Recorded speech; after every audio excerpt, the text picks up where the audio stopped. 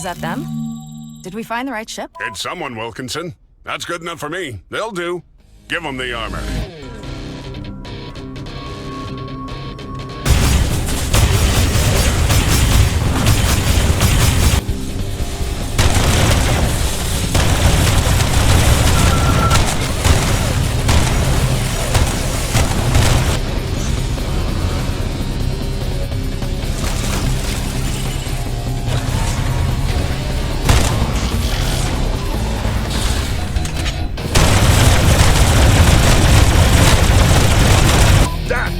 The Mothergunship.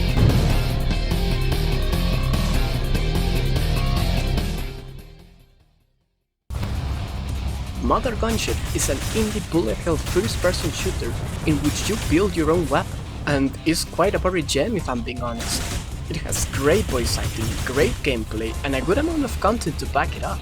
Probably you noticed I didn't name it a roguelike, and that's because it's missing one key feature. You see, most roguelikes have three components to them: procedurally generated levels, or some way to randomize the levels, they are dungeon crawlers, and they have permanent death. The thing is, the game does not feature this last one point, and permanent death is a big deal for roguelikes. In this game you just have a few penalties when you die. You lose all your gun pieces, and you can recover them later at the store. So it's a really tough one to call it a roguelike. I, in my opinion, personally, do not play like a roguelike, and I do not recommend it as a roguelike. With that out of the way, let's talk about the good things the game has. First, let's talk not so important stuff. The story. Don't get me wrong, the story is sometimes important. For this bullet hell, not so much. That's not to say it's bad. It's actually pretty good. It never takes itself serious, and that worked for its favor. First, your crew is confirmed by the Colonel, Rachel Wilkinson, and Jasper. They are all very well written. Not in backstory, but in dialogue. The Colonel is your comedic brain, being the less bright of the group. So, we're looking for a self-destruct button. Should be easy to spot. Big, red, obvious. The archivists like to do things by the book here. Wilkinson is the most professional, although not by much, of them all. She also has the most input out of all of the crew. It's quite nice actually, she does a really good job at it. I'm Wilkinson from Tech Support, and I'm your on-site certified maintenance representative from Joe's Arms and Armory. Joe's Arms and Armory. Gun-shaped solutions for alien armada shape problems. Jasper is an AI, a very self-aware AI, and probably the most sane of the group. Welcome to your headquarters, fully autonomous and isolated from the rest of the Resistance, just in case you're compromised. The combination of them in a dialogue comes very organic, and it never feels out of place, even when the jokes are bad. They don't come out as cheesy, like my jokes, and the voice acting is really spot on. I cannot stress this enough. Welcome back. I'm still working on this spam hollow-ad issue. Whatever was in that data core packed a heck of a payload. For the record, I still feel terrible too. Ready to analyze a new core? Absolutely not. I refuse. Can he refuse like that? Can we return him to the manufacturer? We should get our money back. We didn't pay for him, he's just a loaner. Also, I'm pretty sure he's open source. I most certainly am not. Give me that data core. It's a really good job by them. It's consistent and very high quality. Later down the road, you meet more characters, one being a jackass frog and a doctor. The latter has all the plots of the previous three characters, so in a story dialogue, you could just wait and listen to what they have to say. Thanks to the great work of the voice actors and the really high quality of it, it deserves it. There's also a few more characters, but they don't appear as much as these three. Other story-wise stuff is your mission: destroy the Mothergunship. And to do so, you must complete a series of missions, all of which have the same end goal: destroy the core of whatever ship you are in, unless there is a boss in battle, in which case you kill the boss and then the core. The story was a fine addition and sets the environment really well. Without mention, it picked up good. It's short, around 3 hours short, but it has to be. so you can enjoy the rest of the content. The side missions are really optional, you don't need them at all. In fact, I finished the game as a level 5. There are 28 levels in total. I only did one side mission. There is a good number of twists here and there. The writers of the story are really good.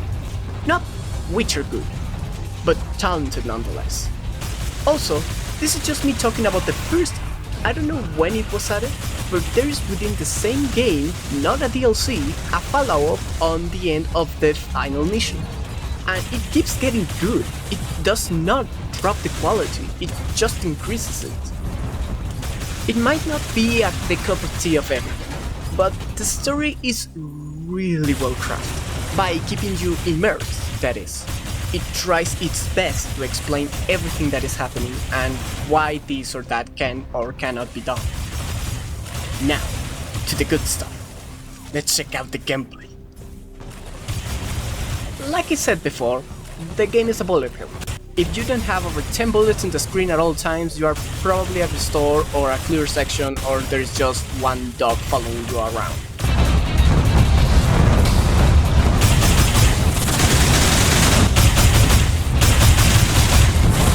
On the topic of enemies, there are quite a few of them. We have dogs, turrets, literally flying shields, walkers, and a few others. Most enemy projectiles will also home at you, so moving is always a must. In a bullet hell. Yes, shocker, I know. The bosses are big and threatening. Well, most of the time.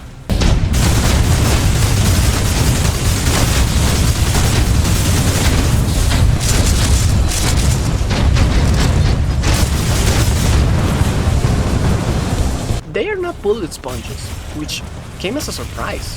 A welcome surprise, but a surprise nonetheless. But the enemy variety is nothing compared to your arsenal though. And this is the selling point of the game. You make them from pieces you buy from shops, scattered around levels, rewards from missions, or at your ship with the smuggler, who also sells the pieces you lost on your death. Remember that? You can also, with said smuggler, sell down your less favorite parts for a huge markdown price. He is stealing you, basically. And oh boy, there are a lot of pieces. Blasters, lasers, rocket launchers, spike launchers, grenade launchers, saw launchers, and quite a few more. That alongside boosters, which basically function as unique boosts, allow you to make colossal amounts of different weapons. This means you can attach a rocket launcher alongside a minigun, or 4 miniguns with a critical enhancement module. Because why not? You're able to carry 2 of them in fact, so why not have them both? You don't get to have them all off the get-go though. At the start of each mission you must choose from a limited amount of pieces you can begin with. The game attempts to give it an explanation for it, and it kinda makes sense. You can only bring a few gun parts with you on any mission. It's because we gotta give those aliens some sort of chance. No, it's because of the weight limits on our infiltration torpedoes. But let's be honest, this is just you are not allowed to bring a death weapon with you from level 1. Other than that, you are able to upgrade your mech by quite a bit, via experience earned in your travels. Increase your jumps so you can dominate the ground and air. Increase your health, increase your energy, basic stuff. Oh, and you can become immune to fall effects. This one is important. I don't know why it's not baseline. Just get it. It's important. Oh, and the game has 2-player co-op.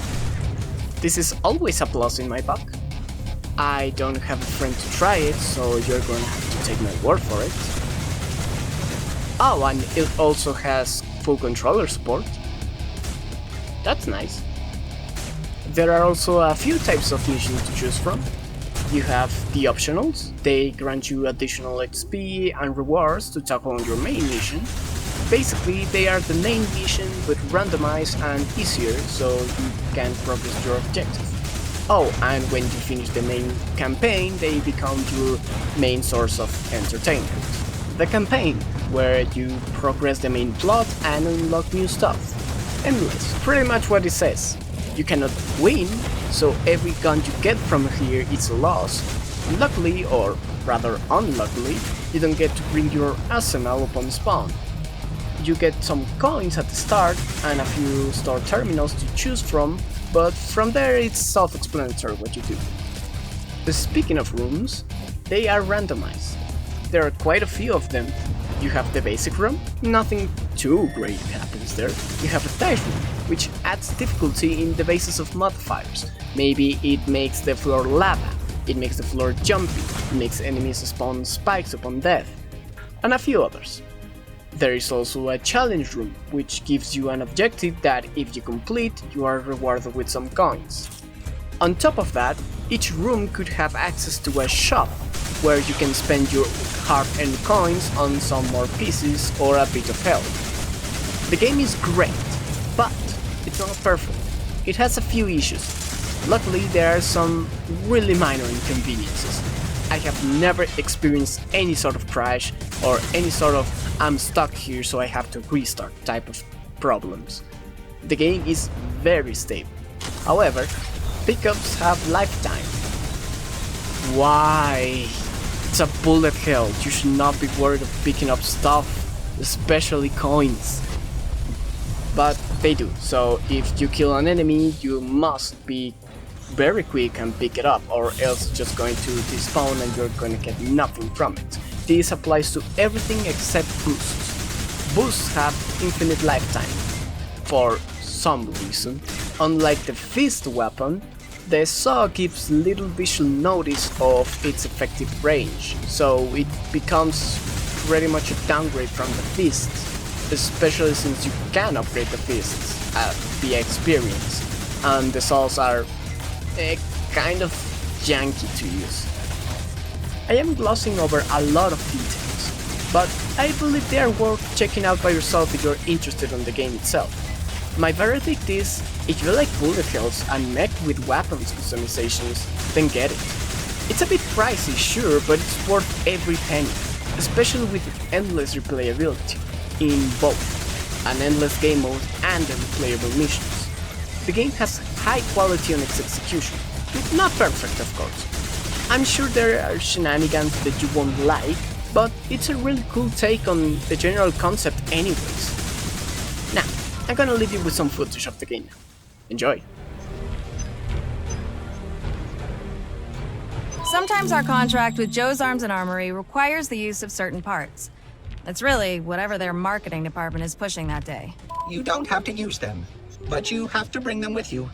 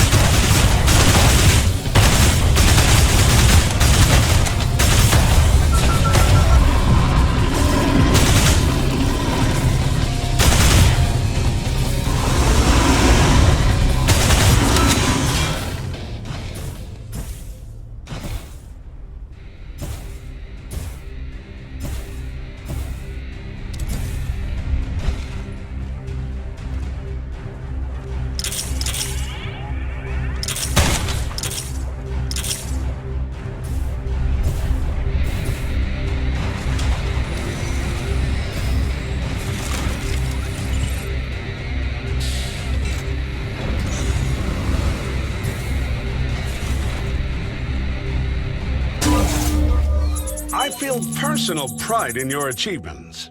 That's how I justify taking credit for them. We'll meet again. Hey, thanks for watching. If you liked the video, give it a thumbs up, and if you enjoyed it, consider subscribing for similar content. Have a fantastic day.